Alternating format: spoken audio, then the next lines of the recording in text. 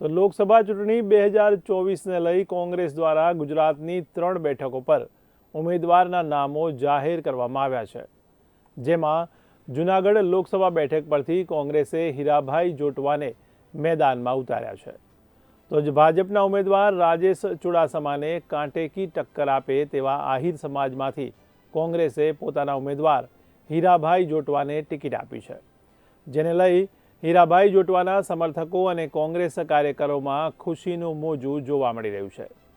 તો હીરાભાઈ કોંગ્રેસના પીઢ આગેવાન અને કાર્યકર છે, ત્યારે આહિર સમાજ તેમજ અન્ય સમાજમાં પ્રભુત્વ ધરાવતા હીરાભાઈ જોટવા ભાજપના ઉમેદવાર રાજેશ ચુડાસમાને ટક્કર આપે તેવી સંભાવના છે।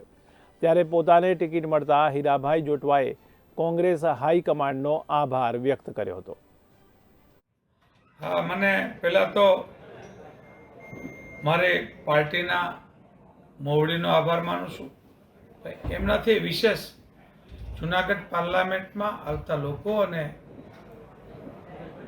આખા સૌરાષ્ટ્રમાંથી છેલ્લા 4 દિવસથી એટલા બધા ફોનો આવ્યા આશીર્વાદના, અને એ બધા ખૂબ ખુશી હતા અને એક જ વાત હતી કે હીરાભાઈ તમે લડો, આ ચૂંટણી છે એ અમે તમારા માટે લડવાના છે।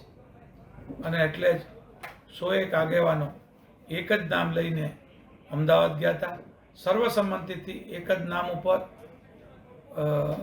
આવ્યા, અને એક નામ સર્વસંમતિથી થયું ત્યારે ચોક્કસપણે આ સીટ પ્રજા જ્યારે લડતી હોય ત્યારે મારી જીત નિશ્ચિત છે, એમાં કોઈ શક નથી।